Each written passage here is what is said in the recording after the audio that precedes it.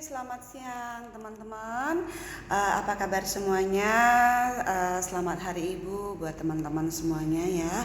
Jadi sekarang adalah hari kedua edukasi kita ya. Bagaimana dengan sarapannya? Ya. Jadi kita mengadakan koreksi makanan, koreksi sarapan, koreksi makan siang ya. Jadi teman-teman, untuk PR kemarin apakah sudah semua mendapatkan hasilnya? IMT-nya berapa ya? Sebelum saya lanjutkan, di sini saya akan menekankan lagi hati-hati memilih sarapan ya, karena sarapan itu bukan sekedar kita buat makan pagi kemudian perutnya kenyang, bukan ya. Jadi kualitas makanan, kualitas sarapan itu akan membawa efek satu hari ya, bahwa makanan yang mengikuti selanjutnya itu akan semakin bagus kualitasnya. Biasanya seperti itu teman-teman ya. Oke, saya akan lanjut materi hari kedua ya. Di sini teman-teman saya akan jelaskan kenapa kita harus turun berat badan ya. Jadi tubuh kita ibaratkan mobil teman-teman ya. Jadi di sini ada mesin, itu adalah otot tubuh kita, bensin itu adalah air, dan penumpang adalah lemak. Ya, ketika mobil tidak berjalan dengan baik ya, pelan jalannya, yang kita cek, yang kita turunkan tentunya tidak bensin ya, tentunya tidak mesin, tapi yang kita cek adalah penumpangnya. Seperti misalnya truk di tanjakan tinggi ya, dia pelan sekali jalannya, biasanya itu muatannya sangat banyak ya. Jadi kita cek penumpangnya. Jadi yang kita turunkan adalah penumpangnya biar mobil itu laju lagi jalannya. Begitu juga di dalam tubuh kita. Ketika kita sudah mulai nggak enak badan, mulai berat melangkah, yang diturunkan adalah lemak, bukan otot dan bukan air ya. Jadi teman-teman, seperti ini kondisinya ya teman-teman. Ketika kita dikategorikan sehat, itu adalah otot lebih besar daripada lemak. Ya, caranya seperti apa? Menurunkan berat badan itu tidak hanya dengan mengurangi makanan, tapi menambahkan nutrisi agar otot selalu lebih besar daripada lemak. Ya, kenapa? Karena tanpa bantuan nutrisi otot tidak akan menjadi lebih besar. Ya, yang ada teman-teman hanya penurunan angka timbangan. Angka timbangan aja turun, tapi ototnya lebih kecil daripada lemak, teman-teman tidak akan kelihatan lebih kencang, tidak akan kelihatan lebih segar, lebih bugar. Yang kelihatan teman-teman turun berat badan tapi layu, kuyu, dan loyo ya.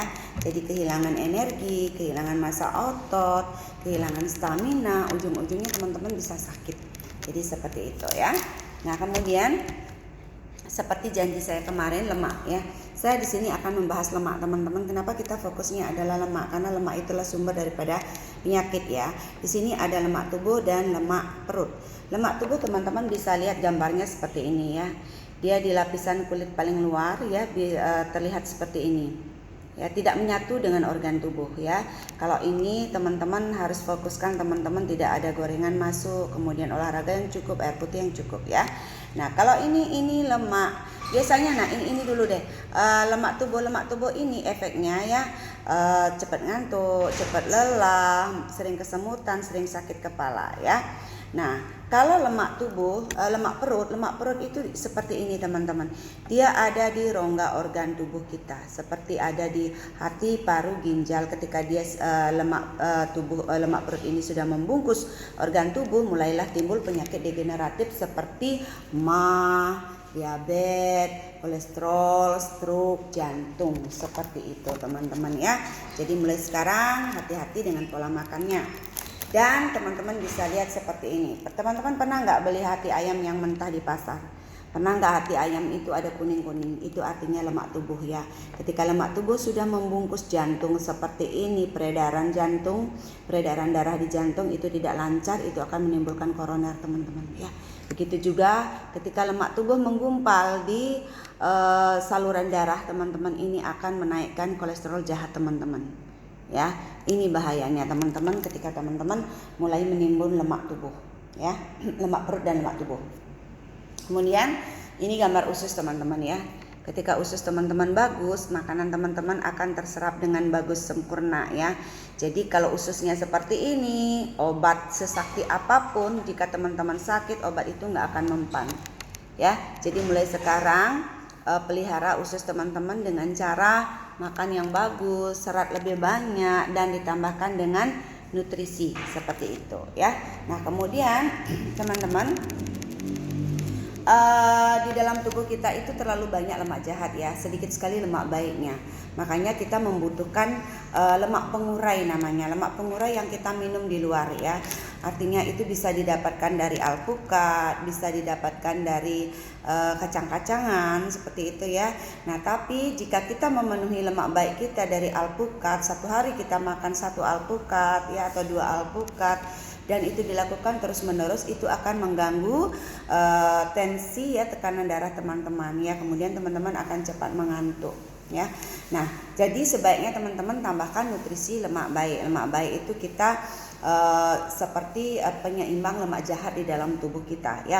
Kalau kita makan lemak baik, biasanya dia sebagai lemak pengurai daripada lemak jahat yang ada di dalam tubuh kita, seperti itu ya. Oke, sekarang saya akan jelaskan tentang glycemic index teman-teman ya. Nah, ini jenis-jenis glycemic index teman-teman ya. Jadi di sini ada yang tinggi, ada yang menengah, ada yang paling rendah ya.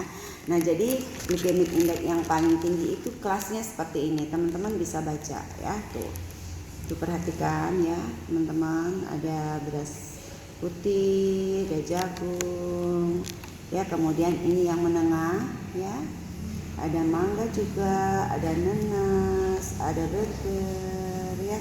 Kemudian ini yang paling rendah. Nah, teman-teman bisa lihat di sini kategori yang paling rendah itu adalah Formula One Shake kita ya. Jadi dia kisaran 22 sampai 24. Seperti kata saya kemarin, sarapan terbaik adalah di bawah 100 glycemic indexnya ya. Jadi ini paling rendah, aman sekali buat teman-teman. Jadi ini tidak menyebabkan kenaikan berat badan ya. Jadi gini teman-teman, kuncinya kenapa kita bisa naik berat badan atau turun berat badan ya. Naik dan turun berat badan tergantung dari pola makan kita ya. Kalau Herbalife itu dia hanya nutrisi. Oke, dia hanya nutrisi. Nah, kemudian jadi teman-teman, jenis pangan sama pengelolaan berbeda itu membuat GI juga berbeda ya. Jenis pangan sama, pengelolaan berbeda, pengolahan berbeda itu membuat nilai GI juga berbeda ya. Jadi misalnya dari beras ke lontong kayak gitu, dari beras ke bubur, itu cara pengolahannya sudah berbeda, itu membuat GI-nya juga berbeda ya. Lebih tinggi GI yang pengolahan makannya berkali-kali. Seperti misalnya ada daging ayam, besoknya digorengin lagi ya, besoknya digorengin lagi. Itu yang membuat GI-nya bertambah, dan kualitas minyak itu yang membuat sangat-sangat berbahaya untuk kesehatan tubuh kita. Jadi seperti itu ya. Nah, kemudian di sini akan saya jelaskan ya apa saja makanan yang tergolong glycemic index rendah. Jadi teman-teman bisa lihat di sini ada apel ya, kemudian ada pisang, kacang-kacangan, dan ada GI-nya paling rendah itu adalah shake ya. Kalorinya rendah dan GI-nya rendah. Jadi aman banget, terutama buat yang teman-teman penderita diabetes teman-teman ya. Penderita diabetes. Jadi teman-teman, pemilihan sarapan, pemilihan makanan ya itu sangat penting untuk kesehatan kita. Jadi mulai sekarang teman-teman jangan asal makan, jangan asal minum ya. Semua itu perlu dilatih. Kenapa orang sering sekali gagal diet? Karena dia tidak paham. Yang dia ketahui bahwa diet itu tidak makan, tidak sarapan, atau hanya makan sekali. Justru itu yang membuat teman-teman tidak menjadi sakit ya, tidak sehat. Karena apa? Turun berat badan iya, tapi teman-teman tidak mengetahui komposisi tubuh teman-teman yang harus diperjuangkan di dalam tubuh kita. Yang mana selayaknya naik, yang mana selayaknya turun, itu teman-teman yang tidak paham ya.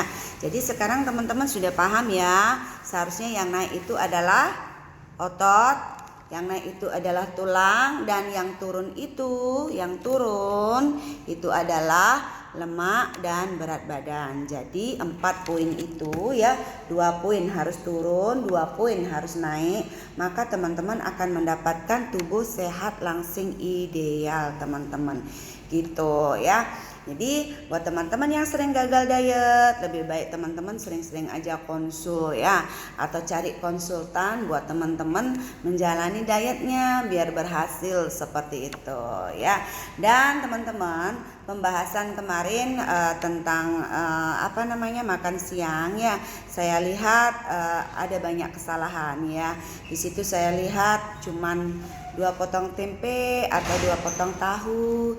Terus saya lihat ada yang nasi putihnya banyak, kemudian dagingnya cuma segini ya. Itu sudah tidak mencakupi daripada standar kesehatan ya, daripada standar kesehatan. Yang teman-teman lakukan adalah porsinya seimbang ketika teman-teman menjaga berat badan. Jadi misalnya segini nasi, segini ikan ya. Jadi berbanding dia ya, 1:1 itu untuk menjaga berat badan ya. Nah, jadi kalau teman-teman mau turun berat badan ya, segini nasi, segini ikan, lauk ya.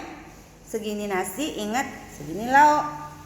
Ya, ini bisa membuat teman-teman turun berat badan. Gitu teman-teman ya. Nah, tapi kalau teman-teman mau menaikkan berat badan ya, semua porsi itu didobel teman-teman. Ya, didobel. Jadi misalnya segini nasi, 2 genggam nasi, 2 genggam lauk. Jadi itu untuk porsi yang menaikkan berat badan. Artinya orang yang menaikkan berat badan dan orang yang menurunkan berat badan itu adalah makanannya sama, jenis makanannya sama, cara memasaknya sama ya. Yang membuat berbeda adalah porsinya ya. Jadi teman-teman harus paham itu ya. Kenapa? Jadi kenapa biasanya kan orang naik berat badan enak tuh, makan aja coklat, makan aja es krim, makan aja susu kayak gitu ya. Dia bisa naik berat badan dengan cara itu, tapi yang naik adalah lemak ya. Yang terjadi dia malah sakit. Next, dia akan sakit kalau kita menimbun lemak. Orang gemuk, orang kurus kalau menimbun lemak next akan sakit. Kayak gitu ya. Jadi teman-teman pastikan pola makannya ya. Yang saya tegaskan di sini adalah pola makannya, dan kalau bisa itu diimbangi ditambahkan dengan nutrisinya ya. Karena nutrisi hal terpenting sekarang ini. Kenapa? Karena makanan, buah, sayur semua sudah mengandung pestisida. Beras pun makanan pokok sudah mengandung pestisida. Ya, jadi mulai sekarang hati-hati teman-teman ya. Oke teman-teman, sekian dulu edukasi dari saya, dan besok kita akan bahas tentang protein teman-teman ya. Kita akan bahas tentang protein. Stay di grup teman-teman, stay di grup ya, jangan keluar karena grup ini gratis, nggak bayar ya. Teman-teman mendapatkan ilmu yang bisa buat nambah ilmu di keluarga teman-teman, untuk membina keluarga teman-teman di rumah, anak-anak, suami, seperti itu ya. Oke, selamat siang, selamat beraktivitas. Jika ada pertanyaan silahkan tanyakan di grup ya.